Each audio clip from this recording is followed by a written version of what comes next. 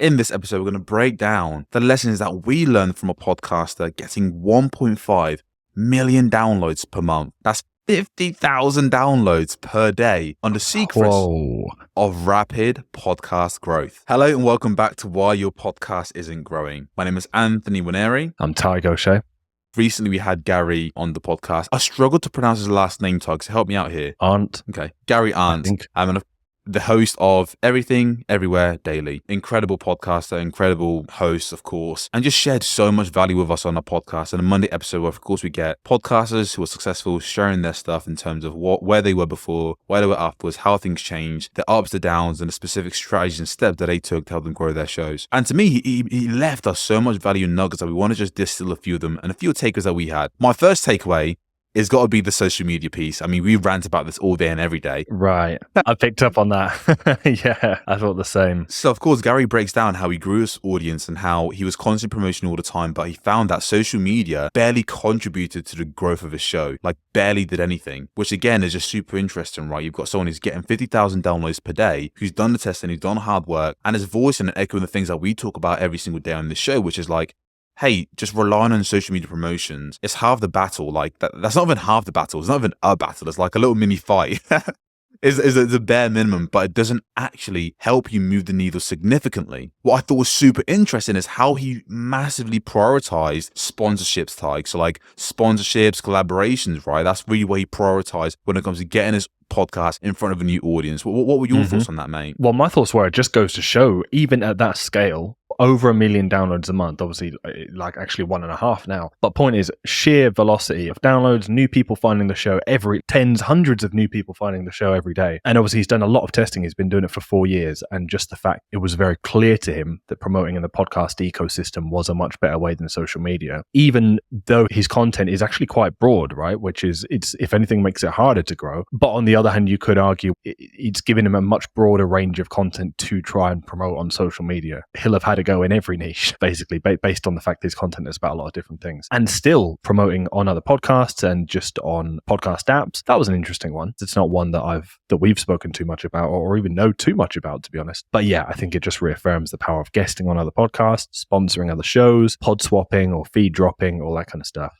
Very powerful and really admirable that he's obviously mastered that, doing it for years on end. 100%. I think that kind of goes to this next point, right? Because we mentioned how he is in different niches. He is covering a bunch of different topics. It is a broad show. And for context, if you're listening to this right now, so Gary's podcast is, again, Everything, Everywhere, Daily. It's a podcast for intellectually curious people. This is straight from his description. For intellectually curious people, host Gary tells stories of interesting people, places, and things from around the world throughout history, specifically again throughout history. So it's niche about history, but again, what I noticed I thought was really interesting was this. Tug, what's the first step of our growth and retention process of helping our clients grow their shows, and what we encourage our listeners to constantly focus on before they try social media promotions, collaboration, guesting on other people's podcasts? What's the first thing that we have to do? Fix their retention issue. And we do that by how? Crafting a unique selling point. There you go. His show, although it's broad and it covers a bunch of different things in history, he does have a unique positioning within that space. It's a daily show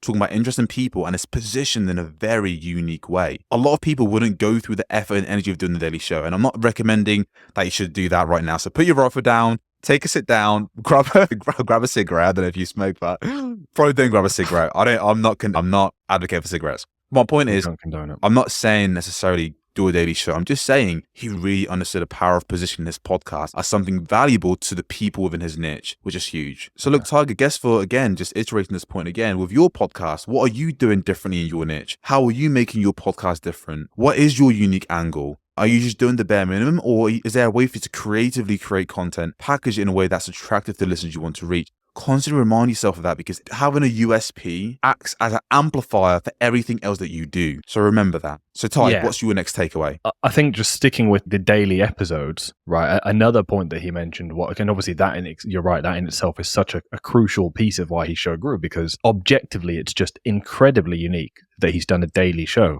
And again, for so long as well, like the compounding effect of doing that.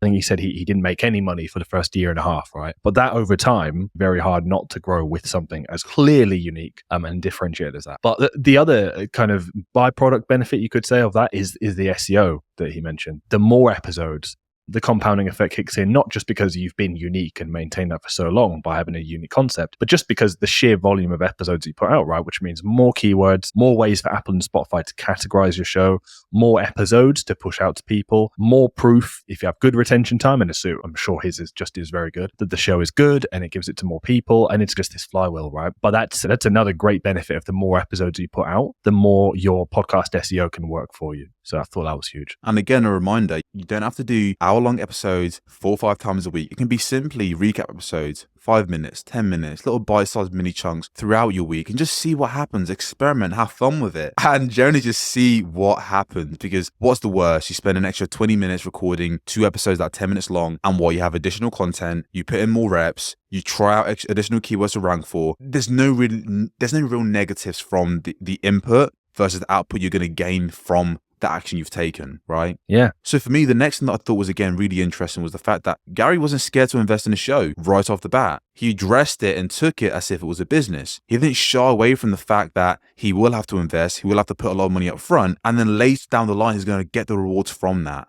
which is huge. And it goes to what we spoke about, maybe I think one of our episodes talking about going all in. That is going all in. Most people might complain, say, I don't want to invest in my podcast, I don't want to try this promotional piece, or I don't want to do this or do that or sponsor other people. But Gary's mindset was like, no, I've got an amazing product. How do I just get it in front of the most amount of people I possibly can? If that requires me to invest in it, if I have the capital, why not just experiment with it? That is going all in. That is making it a priority. And you could tell Gary, for him, his podcast was absolutely a priority. So for you, again, I was going to say, put your money where your mouth is, but but it is like that. Look, so I guess for you listening right now, don't be scared to invest in your podcast, whether that's sponsoring other people's shows, whether that's investing in a mentor or a coach or a training program, whether that's upgrading your setup, your mic, getting a producer. Don't be afraid to invest in your podcast. Most of you probably do have an editor to save you time, but what other areas can you invest to fast track that learning curve of actually growing the podcast, to fast track and shortcut your way into getting in front of the right audiences? And Gary was not scared to do that. Yeah, absolutely. No, I thought that. And I actually think leading into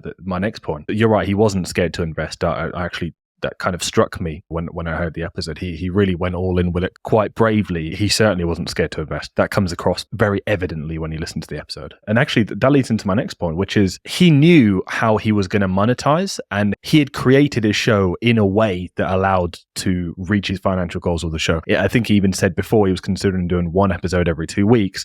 But when he crunched the numbers and he was looking into sponsorships and the potential, and he realized that it didn't work out. And that was a big part of him deciding to do daily shows. So I imagine he didn't outwardly say this, and I don't want to put any words in his mouth, but I imagine his willingness to invest in the growth of his show, and obviously to just stay doing crazy numbers like daily episodes, was because he had a clear path that he was on, right? He'd clearly mapped out how this vehicle of daily shows and all this was actually going to help him monetize, right? He had crunched the numbers, and he was basically bringing his future reality that he'd created into the present by doing these daily episodes. I think a lot of people are on the fence about investing in their show. It's because they're not clear how the ROI is going to come. And I thought that was huge, the way Gary really broke that down. He clearly thought very critically about that. And don't get me wrong, we've got other episodes where we kind of bash sponsors a bit. And I still stand by that. Obviously, in Gary's case, it's amazing. He's got a huge audience. He's doing really well with it. But for you listening right now, if you're a coach or a business owner or essentially an offer or service owner with a podcast, that doesn't have to be thinking about, okay, how much can sponsors pay me if I get X amount of downloads? It can really just be thinking, if I've got 10,000 loyal listeners and I put out an ad, what are my conversion rates? What is my close rate like? All these kind of things to really map out how many of your listeners you can turn into customers, if things like your customer retention, like your LTV, all these kind of things, this can really help make a solid ground for kind of what you're building with a podcast and help you feel confident about investing into it and putting time into it, knowing the future that you're trying to create with it. That was a mic drop moment, mate. That was awesome. No, I completely agree. And I think, again, he's a perfect example of embodying intentionality, not just doing things randomly, not just guessing, throwing this at the wall and that at the wall. When you first get started, yeah, great, throw things at the wall, but eventually you have to actually have a strategic plan in order to grow your podcast and take things to that next level. So look, we could probably sit here all day and riff. I think those are the main ones that really stuck out to me personally, Tig. I'd love to know from your end, is there anything else that stuck out to you from the episode that you think is worth, again, recapping for our listeners? Yeah, let's recap, really. So, firstly, Gary is doing absolutely ridiculous numbers. He's getting 50,000 daily downloads. And some of the reasons why his show grew to the way it was, well, one, he was very well practiced. And he actually said he ran a podcast for something like 10 years before starting that one. But even if he hadn't, he would have improved his craft very quickly from doing daily episodes. So he definitely put in the work to making his content amazing. He thought about, why is he doing this? Why am I in this vehicle in terms of his show format, all these kind of things? And where can this lead me? Which really kept him motivated to, one, put in the amount of time, because he had mapped out in a business sense of where he was going to go, how he was going to get sponsors, etc. And also because of that, he wasn't afraid to invest in a show, right? So he cited a lot of it to paid promotions, and specifically win the podcast space as well. So again, while social media might not be the best option, but we also don't really have to worry about that because there's so many other alternative ways of promoting your podcast and actually where listeners are, right? So you mentioned podcast apps, feed drops, sponsoring other podcasts, all this kind of stuff. So there's so many possibilities that I don't think anyone should just limit themselves to social media. And it's good to get a perspective of what else is out there. And then finally, I touched on this before, but just the whole daily episodes, there was just so many benefits to that, right, as well. Because from doing that, he had more keywords. It told Apple and Spotify that his show was a great show, basically. And of course, the more people listened, the better retention time he had from having good content. And it all just worked in tandem to really push a show out to the masses. No, I think that's a good spot to leave it. And again, Ty, you've ended a recap by saying about the Daily Show. If you're listening to it right now, we're not saying to do a daily show necessarily, but just saying think about how can you increase your output in creative ways to increase the touch point for your listeners. But dude, yeah, or just have a crazy unique format, right? Because a daily show is objectively a crazily unique format. But that's not necessarily the only way to achieve that. There you go. And those were our takeaways and lessons from Gary's episode. From your end, have a think. What were your takeaways if you listened to the episode? What stood out to you? And how can you implement some of the things from someone who's playing this game at the top? And again, you might have a business podcast. Your goal might be to have massive growth, but there's always going to be a takeaway from someone who's a podcaster. Listen to someone else who's at the top of their game.